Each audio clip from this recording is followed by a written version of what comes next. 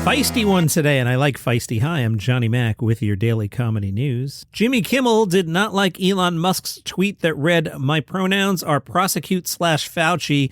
Kimmel chose to analyze the comedy of it, and he said, on top of being small-minded, lowest common denominator garbage, and spreading false and dangerous conspiracy theories against a doctor who works for our good, it's also just a terrible joke. It doesn't make any sense. The structure's wrong. It doesn't rhyme with anything relevant. There are too many syllables. It's exactly the kind of joke you'd expect from a guy who named his son after the bottom row of an eye chart. Kimmel told the story about a guy who came up to him over the weekend and said, "You got no love for Elon, bro?" Kimmel said, "No, I don't. But it's not just Elon specifically. I have a problem with any richest man in the world who comes to this country to casually slander a doctor who devoted his entire life to protecting our children from HIV and COVID and Zika and swine flu and Ebola while you're off playing grab ass with Trump and firing rockets into space to prove your penis works." So the answer is, as long as he's attacking and spreading lies about decent Americans who've been doing his best to protect the world since before this vomit casserole was born, I got no love for Elon, bro. Let's continue the feisty topics. South Asian TikTok users are pushing back against harmful stereotypes. This from Yahoo. TikTok user Jasmine has criticized a clip from the HBO Max series The Sex Lives of College Girls. That series created and produced by Mindy Kaling. In the clip, one of the characters talks to her parents about how she used to be, quote, an Indian loser.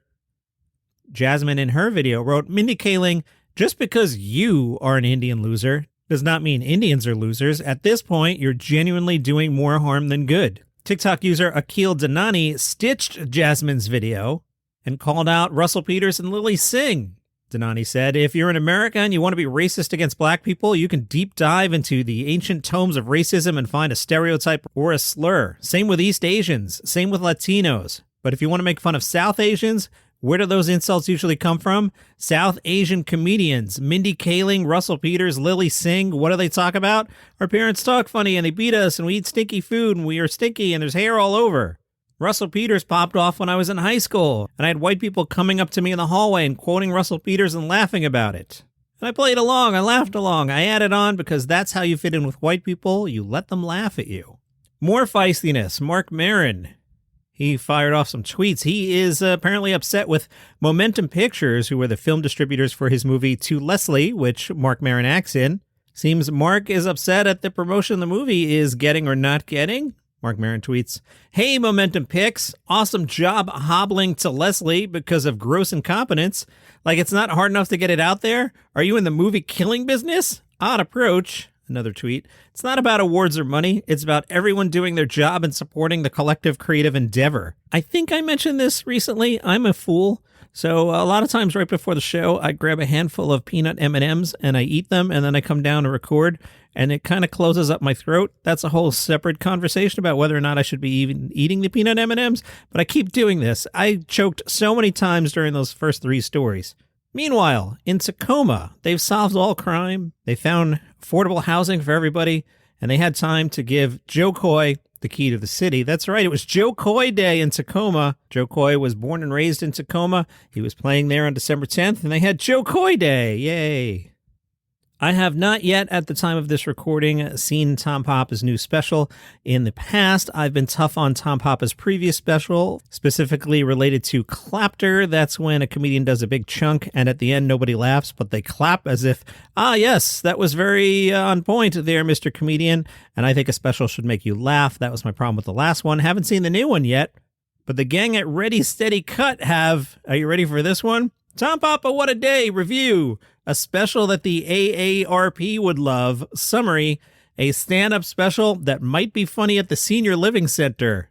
1 star. Ouch, ouch, ouch, ouch. Spoilers coming up from Ready Steady Cut. They wrote, Papa's opening bit was about leaving the house without your cell phone. I didn't even chuckle throughout this first bit. He didn't bring anything new to the table, and his delivery was somewhat lackluster. It was not a great way to start the special. Throughout the first 20 minutes of the special, I didn't laugh one time. I felt like it was Thanksgiving when I was a kid, and my dad would sit here and tell stories and jokes that bored me to death. Wow. I am planning on watching this one this evening in my life, Tuesday night. Traditionally, I do the show the night before you guys hear it. I've been doing it 2 days in advance here in December. It is allowing me to siphon off some pretty good stories for Christmas week. Been doing this long enough that I know that week's a little light, and so I've just been working a little bit more in advance. But on Tuesday evening, my plan was to watch Tom Papa. I did watch Monday Night Football. I had the Manningcast on. Bill Simmons was really good on the Manningcast. Who else was really good? Mac Packer, Keegan-Michael Key. They started having some chuckles about a sketch from Key and Peele back in 2013 featuring a fictional wide receiver named Hingle McCringleberry. In that sketch, McCringleberry has a special touchdown dance. It's called the triple thrust. You kind of move your hips in a certain way. You know what I'm saying? You can imagine it. Yes, triple thrust. You got it. You're following? Yes, good. The dance in that sketch was so popular that back in 2015, Von Miller of the Denver Broncos started doing the dance in actual NFL games. The NFL did not like it. Miller was fined over $11,500 for the celebration. Key and Jordan Peele paid the fine.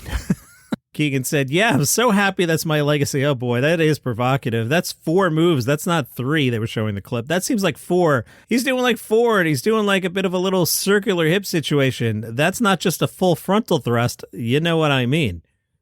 Are you watching this Harry and Meghan documentary? I am, among other things. I'm the writer on a podcast called Palace Intrigue. We talk about the royal families. Follow the show wherever you get your podcasts. There's some more episodes of Harry and Meghan out today. Well, Howard Stern, remember him? Yeah, he's still around apparently. And he's fed up with Harry and Meghan. He was watching it. He said, "It's been painful. I wouldn't stay with it, but my wife wants to watch it. So, we have shows we watch, but they come off like such whiny B words. I got to tell you, man, I don't get it. I get Prince Harry being ticked off at the monarchy for his mother. They treated her like crap. I feel bad for Prince Harry losing his mother and all that. So you got my empathy there. When these two start whining about, they don't like me, and she wants to be beloved in this country, it's just very weird to watch two people who keep screaming, we wanted our privacy, we wanted the press to leave us alone. And then what is their special they put on Netflix? They show you their kids and their life. It's like the Kardashians, except boring."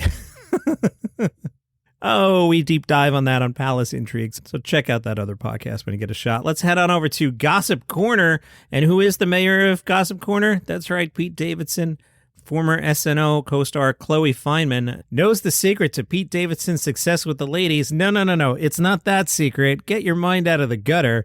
Chloe Fineman told Page 6 that Pete Davidson is deeply charming. Chloe said she's had several friends who have dated Pete Davidson. So wait, think about that. So you're you, and you have some friends, and several of your friends have dated Pete Davidson, aside from the other people Pete Davidson dates? That's kind of statistically improbable.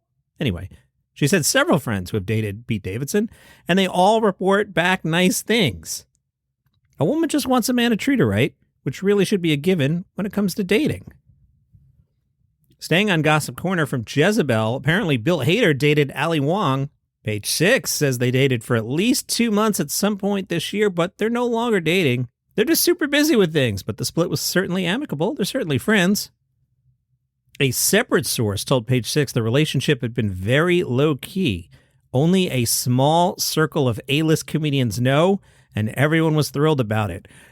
I'm fascinated by that. So who's the small circle of A-list comedians who are like, hey, did you hear who Allie's dating? Bill Hader. Wow. Like who's having that conversation? Louis C.K. and Dave Chappelle at Jerry Seinfeld's house? Silly. All right, I've got one more note here about the London Comedy Festival. We'll do that tomorrow. Let's get out on Gossip Corner. That's your comedy news for today. Follow the show for free on Apple Podcasts, Spotify, YouTube, wherever you get your shows. See you tomorrow.